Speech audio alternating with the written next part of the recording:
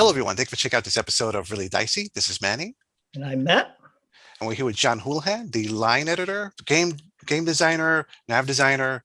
You wear many hats for Achtung Cthulhu. Today, we're going to talk about the Game Master's Guide. Make sure you check out our previous video where we talk about the Player's Guide. What exactly is contained in the Game Master's Guide? Well, the Game Master's Guide is it's basically all the lore, background information, all the sort of secret war materials that players don't get to see in the Player's Guide. Player's Guide's got all the rules and all the mechanics you need to play the game, but the GM's Guide has got background on each of the 6 major factions. It's got heroes and villains of the Secret War, some of the sort of stars, as you know, both individuals, regiments, key players, and stuff like that. It's got a specific chapter on game mastering, advanced sort of usage of rules and how to apply them, advice on creating memorable NPCs and nemesis for your players.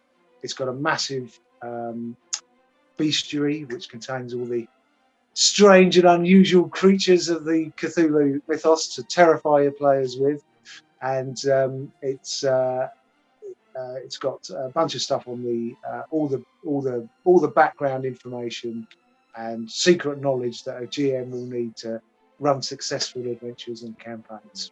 Right at the beginning of the book, we have details of the Secret War.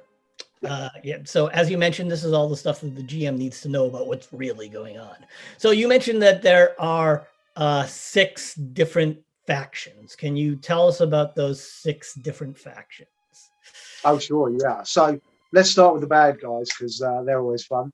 The Black Sun are the main sort of magical force of the Nazi occult. They're an organization founded by a guy called Reinhard Weissler.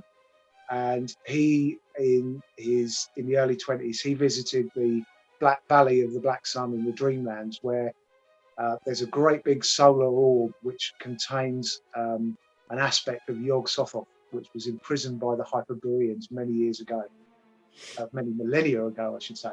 Now, Weissler's ultimate aim is to free Yog-Sothoth from this prison and have its evil gaze glare down on Earth forevermore. And although he is part of the Nazi regime, he's not really of the Nazi regime. He just sees them as a means to an end to free this aspect of Yog-Sothoth. And everything he does and his organisation does is geared towards doing that. And you know, the Nazis are just a means to an end. The second Nazi faction are guys called Nachtwolf, or the Night Wolves, who are much more technologically led. They're your kind of classic weird science Nazi faction, really into bioexperimentation, and they use this strange crystal power source called Blauer Crystal, or blue crystals, to power all their technology and their weapons. It's an old Atlantean technology, in fact, we eventually discover. But what they don't know is that the blue crystal is actually tainted with the consciousness of an elder god, and it's slowly poisoning their minds, slowly trying to bring all the scattered parts of its consciousness together and using them as a tool to do it. But in the meantime, they're developing, you know, crazy weapons based on this blue crystal. So they're the 2 factions within the sort of Nazi regime. Nominal allies, but actually they bitterly hate each other. So they're constantly conspiring against each other for power and influence, while working towards their own separate aims, i.e. free Yog-Sothoth and accumulate all this blue crystal, which is actually the mind of an elder god. Opposing them on the Allied side are Section M, who are the British sort of secret occult service. Very much at the beginning of the war, they're caught on the hop, a very make, mend and do mentality. They scrabble to gather resources and artifacts. They sort of use strange Victorian steam-based weapons at one point, just because that's what's available, you know. Sure. But they eventually draw on the sort of powers of the Commonwealth and and call in talented individuals from all over the globe to sort of help them fight back against the Nazis. Majestic are America's secret occult force. Even though they're not officially in the war until sort of 41 or 42, they have been working in the background with Section M to seeing that this Nazi occult threat is coming. They're much more well-resourced, technologically superior, but they don't have as much sort of practical experience as the Brits in fighting the occult. So, you know, they constantly throw lots of stuff at the wall and see what sticks, but they've got lots of stuff to throw. So you've got these four organisations set up in opposition to each other. And then just to throw in a bit of fun to the mix, we thought we'd have a couple of occult mythos factions as well. The deep ones, I think everyone will know from classic Shadow over Innsmouth, H.P. Lovecraft story. Ancient undersea race who've been around and about and doing strange things on the coast for millennia. But I thought to give them a little bit of a fun spin in Achtung Cthulhu, they worship Cthulhu and everything, but I wanted them to kind of be almost environmental guardians, because they don't want the surface world destroyed by all these, upstart man races, because they need it preserved to when Cthulhu comes back. They don't want the waters, their undersea cities polluted by the sort of leavings of mankind.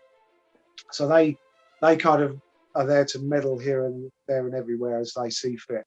And then the last faction of the Migo was sort of extraterrestrial fungi from Yoggoth, who've come to Earth for strange and unknown purposes, mad bioexperimenters. They like to keep brains in jars and do all kinds of strange. And they've got kind of hive cities scattered around the world in obscure places like the Himalayas. And both those factions are like the Migo hate the deep ones and vice versa.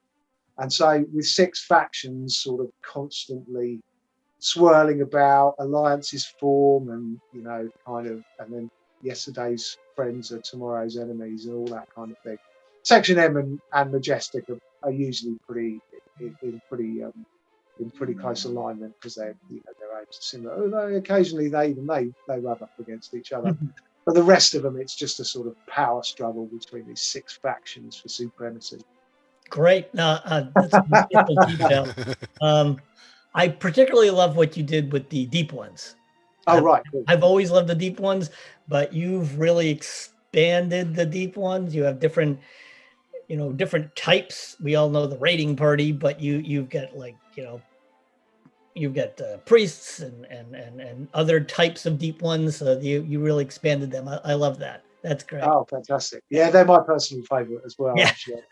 I did a lot of work on them, and it was real fun sort of doing everything from the humble kind of deep one hybrid all the way up to the deep one high aquamage is their kind of ultimate spellcasting sorcerer, and that was a lot of fun. That was a lot of fun to write. That was. I have a question about the design. Overall design of these books are just like most of Modiphius's books are just always excellent, and I was paying attention about how the information was laid out, and I was again very impressed. The art's fantastic, very good combination of all right, this is supposed to look like old school World War II files, but at the same time the art looks like so modern and fun and exciting. The colors just jump out at you. Is there, if you could explain a little bit behind the scenes stuff, what was the idea behind presenting the information exactly? Like when this was being laid out, what was the plan, I guess you could say? Yeah, sure. Well, I think we wanted to give it that kind of, you're right, there's that sort of old secret folders kind of feel to the backgrounds of the books, which kind of make them feel like, they've been plucked from this archive that you sort of think. But I think, you really, and it's a tribute to Miho, who's a graphical designer on it. You want all the information to be really clear and logically laid out, so that when when you flick through to that particular entry on a deep one or a spell, that you can just kind of immediately see exactly what you need as a GM. We got a great chap called Chris Orban joined as art director, Modiphius, just at the beginning of last year, and he's been responsible for doing for commissioning and bringing in some really fabulous artists to work on the on the illustrations, and it's amazing to sort of see how the art has come alive under his direction. It's been really good, actually. But yeah, I think it's a mix of those things. It's kind of give it an old school pulpy feel, make it really clear for the the GM or the player to get the information they need, and then illuminate it with some of these fabulous colour illustrations that people like Boris Martsev and Carlos Cabrera and people like that have done. So I've got to confess, I'm not an art guy at all. I'm words, not pictures. So I turned it over to these guys, and they've done a fabulous job with it. I really like. I see the art come back, and I'm just like, wow, that's amazing. I was getting a unique thrill from seeing words turned into pictures, and yeah, they've done a great job. I think really good. If I may ask, also for anyone that has the original, the original books, For is there? edition. Yes. Is there any differences in the lore? Would there be anything to be surprised about? I think. Well, I don't think there's no difference in the basic lore. No, that's it's exactly the same. But I would say that we really expanded. We've really built on that with this version. So although all the you will definitely recognise the Black Sun from 6th edition to 2D20 edition, you'll now find that there's a lot more lore about them. There's loads more lore, especially two factions, I'd say. Nat Wolf and Majestic have really expanded in the knowledge and background of what you know about them. And of course, the Deep Ones and Migo have been sort of developed as new factions as well.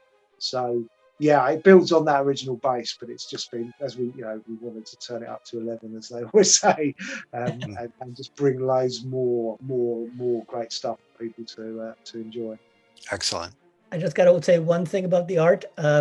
Oh yeah, you definitely had all these fantastic pictures. I really love those, but I loved the classified pictures. Oh right. Every once in a while, they'll have a full picture, just like every other picture, only it's completely black and it says classified.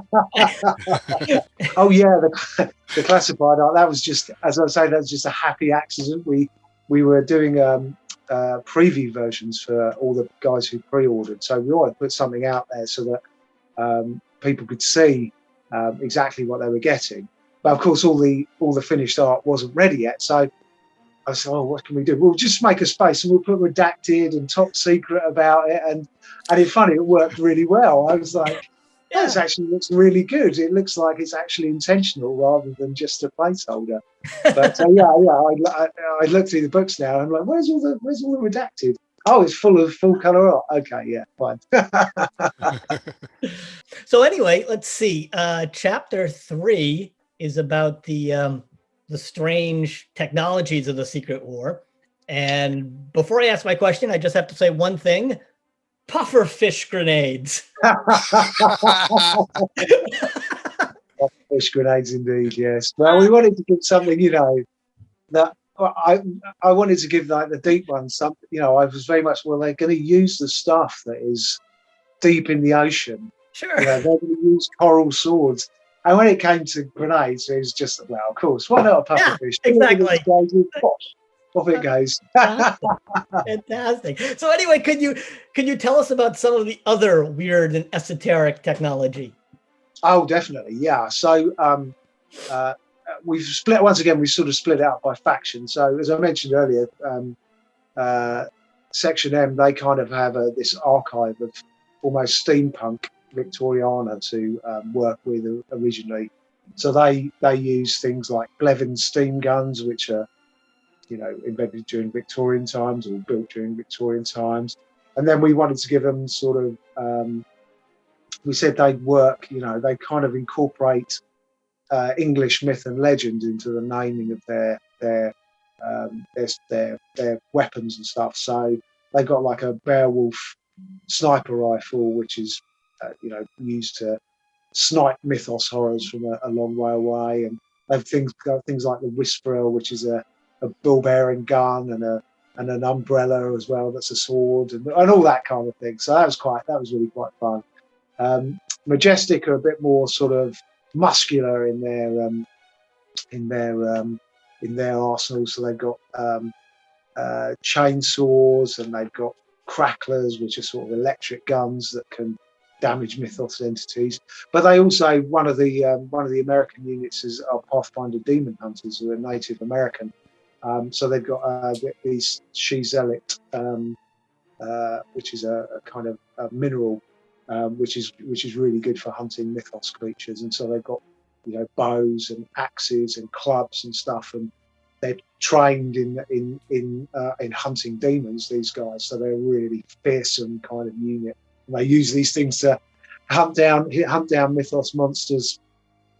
Black Sun, theirs a more sorcerous kind of weaponry. So they've got like there's one thing called the Wotan spear staff, which is based on Yggdrasil with the Viking tree of where Odin was hung. It's very organic and kind of twisted with black metal blades.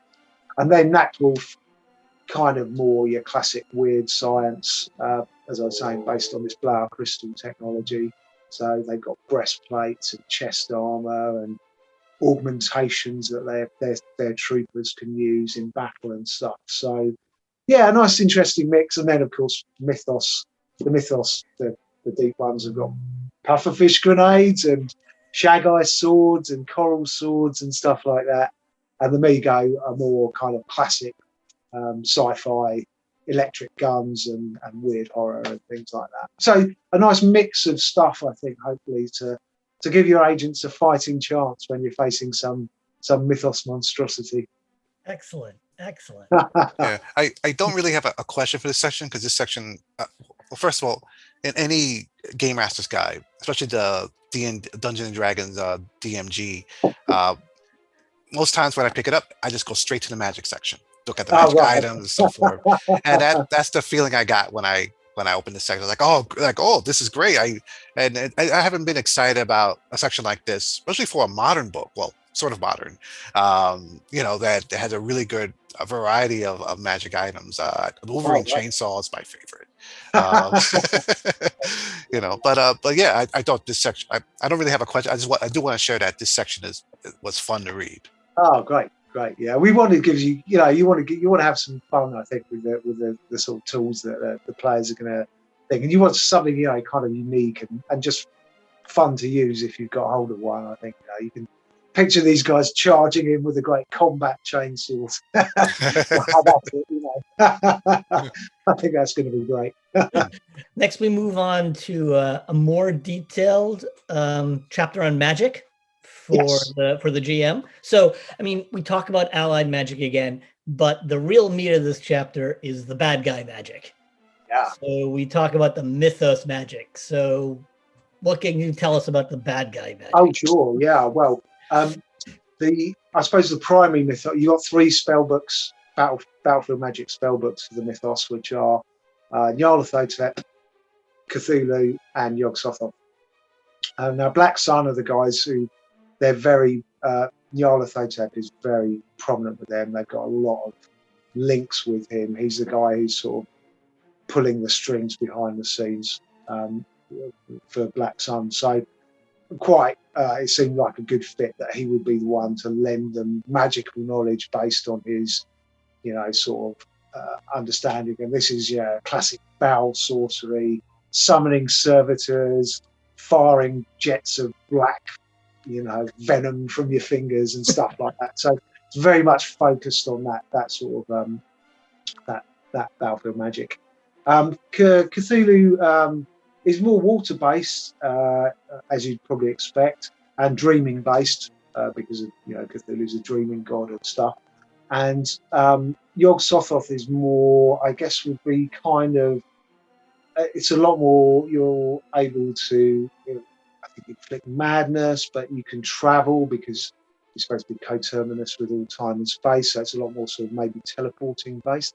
Quite interestingly, actually, we have 3 kinds of spellcaster in Achtung Cthulhu. You have a tradition-based spellcaster who will, be part of one of these 6 traditions. But you also have research-based spellcasters who can learn any spell. They're not as adept as traditional spellcasters, and they have to acquire their knowledge from, manuscripts and tomes and stuff. But they could access everything. So they could access a spell from Nyarlathotep. They could access a Rune Weaver spell from the good guy's side. They could access some Cthulhu stuff. They might know it by a different name, but the effects will be the same. And then finally, we have the dabblers, who are, are people who are magical incompetents, should we say, who love the idea of wielding magic, but who aren't very practiced at it yet. And so when they can still cast spells, but there's a much higher chance of things going wrong for them.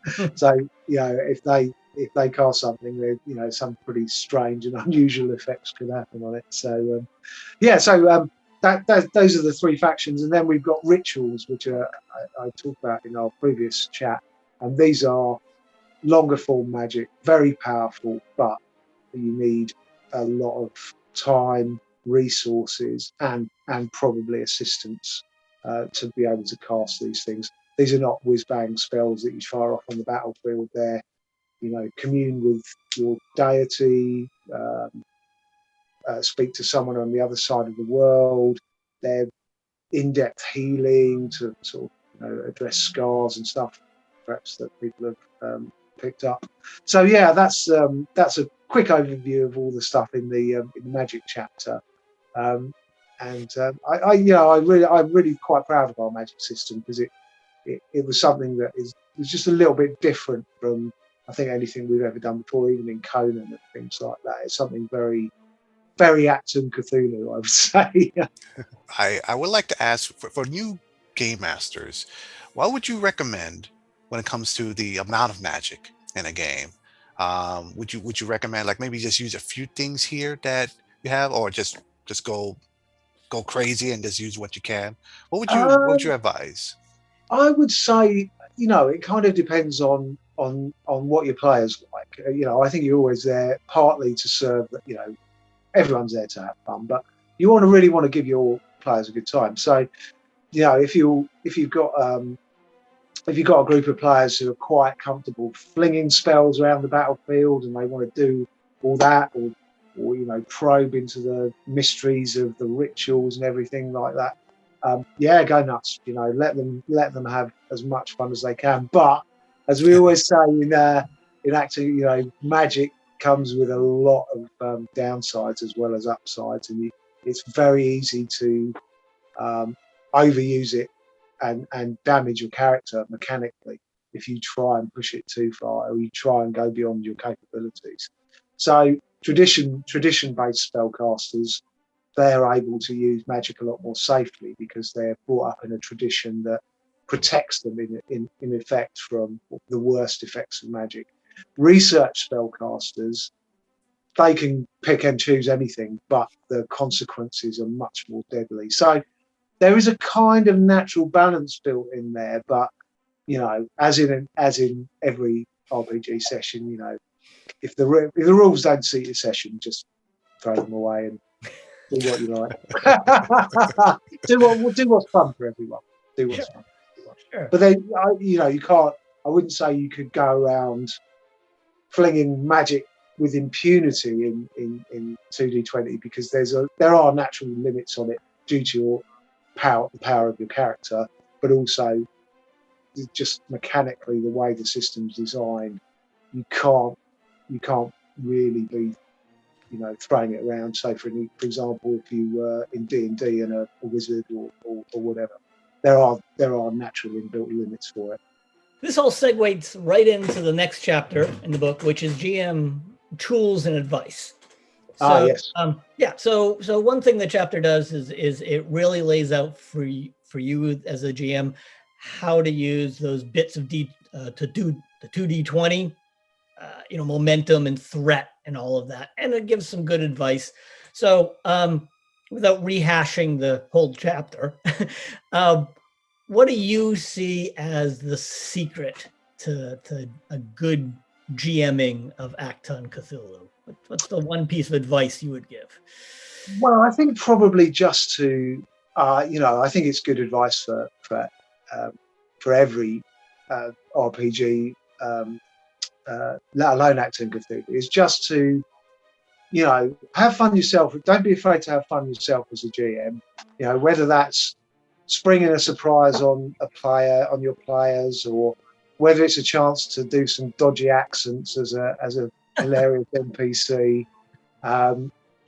You're there to have as much fun as they are, and you should thoroughly indulge yourself if you're able. And just, I always think the best RPG sessions, I always like to, is a little GM trick, I always like to finish on a cliffhanger, and that's very pertinent to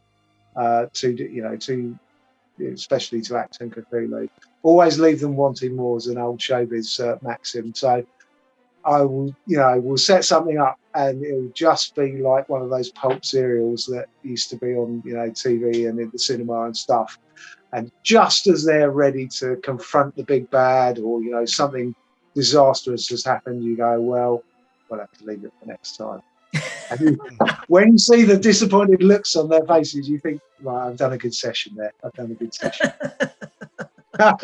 But they'll come back for more. That's oh, sure, yeah, that's good advice. Cruel but good. Yes, absolutely. Well, I did say you're there to have fun as well. Yeah, that's right.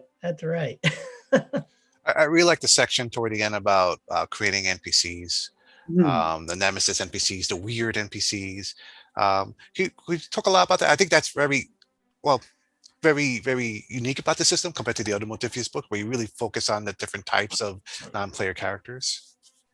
Yeah, I think that's a real tribute to Nathan Dowdell's design work there. It's I think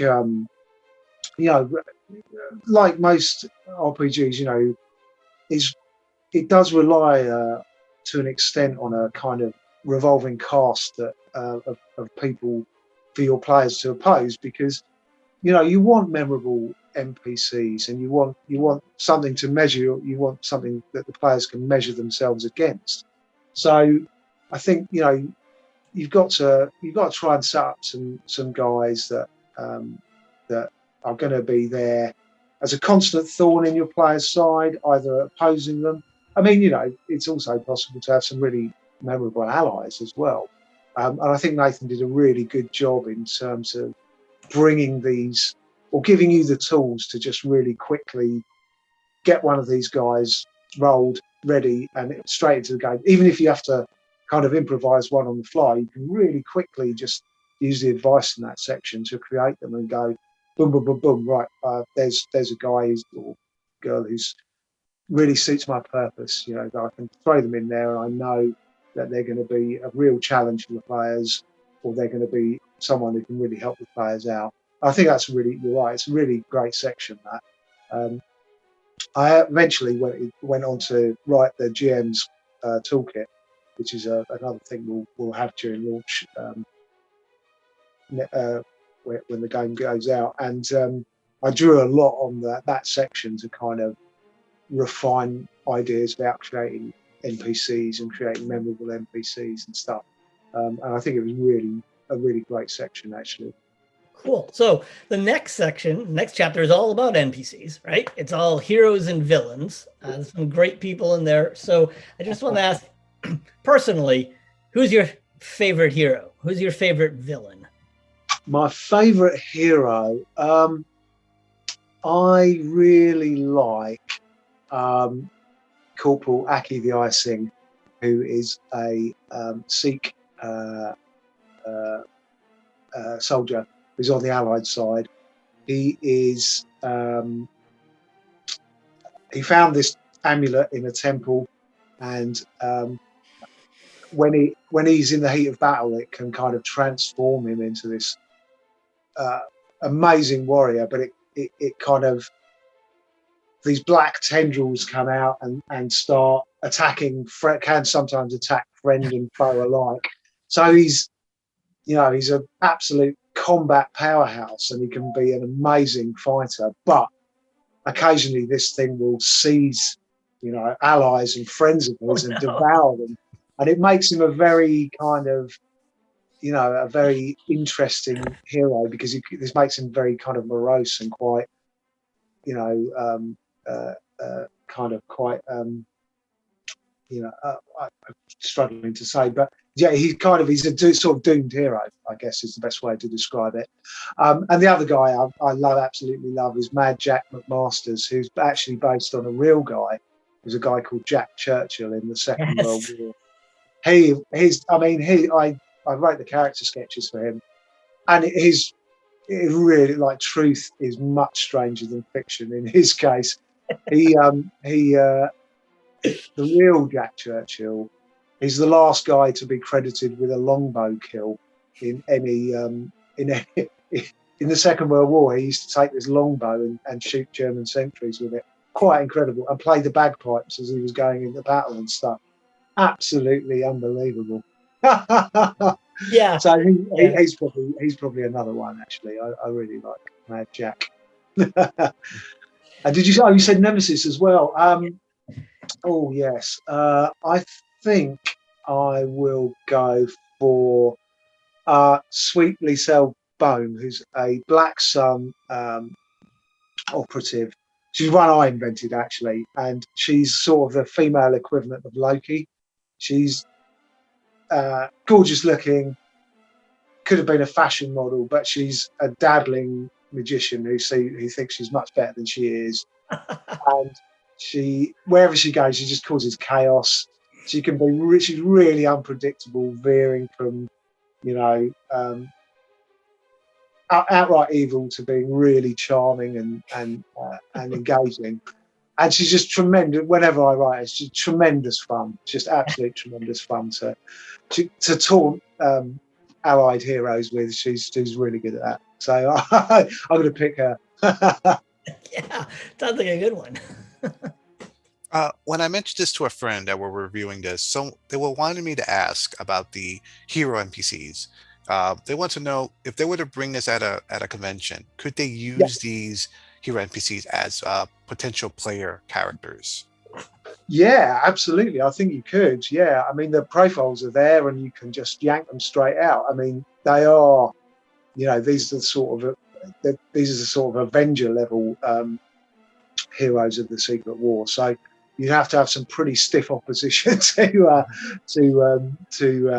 fight with these guys. But yeah, absolutely, you could use them. You could. I mean,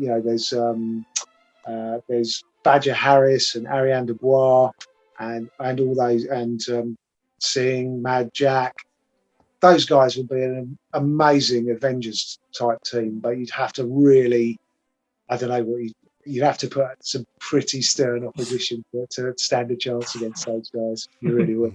But yeah, that'd be a fantastic scenario. Actually, that'd be really interesting to do one, because I usually use them as a sort of special guest star. So if your agents are in trouble, one of these guys might appear to sort of pull you that out of the fire. But all of them deployed at once would be quite the team. So speaking of opposition, right? So finally we get the Bestiary, where you've got all sorts of mythos creatures, old and new.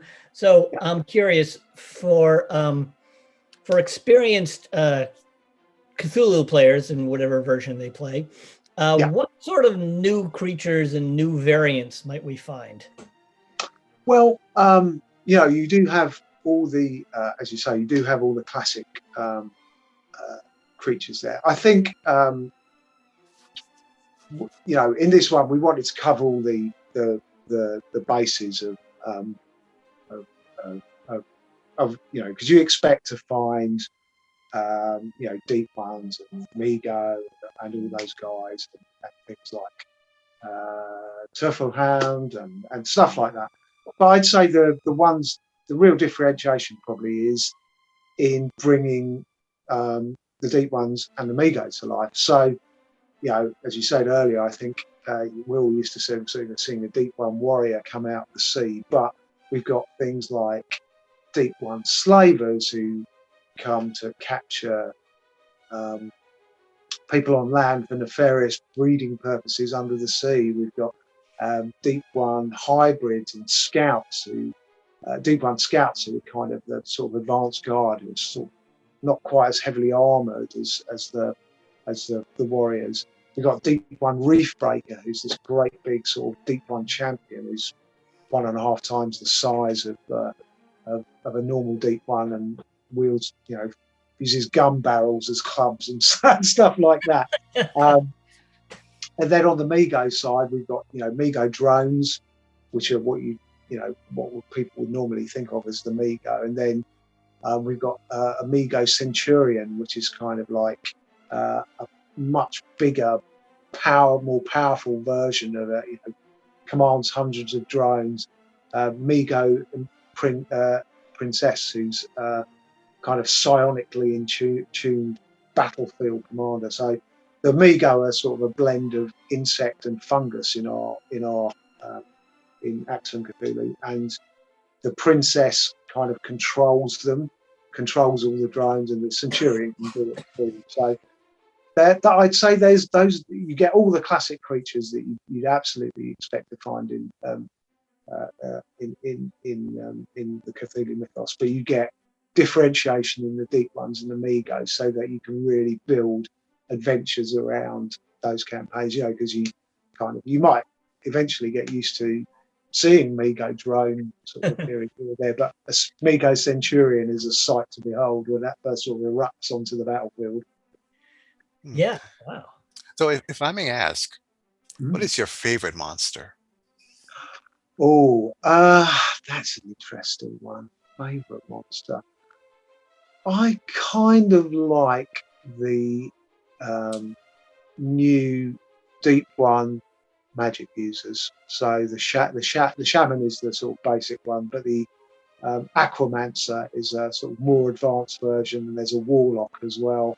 And they're the sort of Deep One magic council, shall we say, and they wield some quite fearsome magic. They're not physically they're okay. I mean, they're still Deep Ones, but they're not quite as beefy as a standard Deep One. But the magic and the sort of powers that they have are really kind of, you can have a lot of fun with those. I think they're probably my favourite. The Aquamancer, the Aquamancer for sure. Great.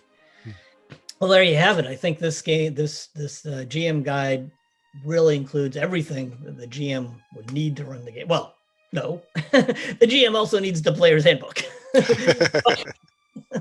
Once you've got the player's handbook and the GM guide, that really gives you everything you need. But you've got other things coming out as well. You've got adventures and there is an adventure book, a source book out for this right now, I believe.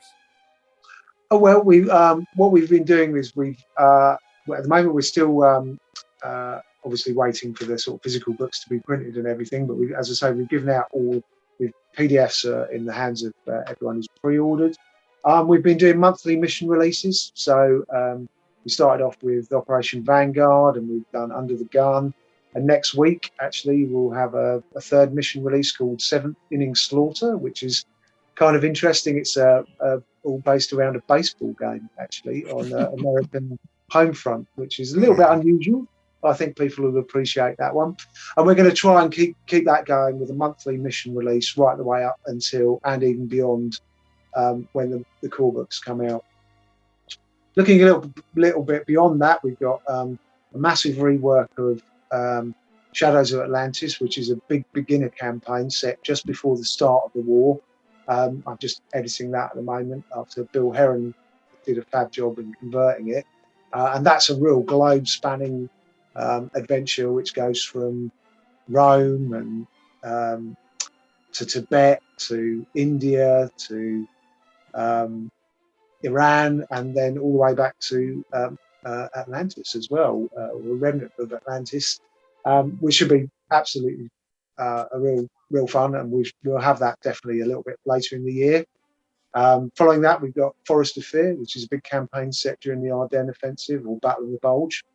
And then we just this very week, a little exclusive for you, we've greenlit something called The Serpent and the Sands, which will be combined North African source book and campaign. So you'll get a bunch of new options for fighting in the deserts in North Africa in the early part of the war, plus a nice big campaign to tap into as well. So that should be appearing sort of mid next year, I think. So yeah, with exciting times at Achtung Cthulhu, and we've got a few more things in planning, which I can't really say unfortunately yet, but we've got a few things hopefully that will pique people's interest and keep interest in the line going. All right, excellent. Well, stay tuned, everyone. If again, we just put out the player's guide video, and this is the game master's guide. Next, we're going to talk about his novel. So stay tuned for that video. And for everyone out there, again, these the PDFs are out now. The books are coming later this summer in print. And stay safe out there. Have a good day.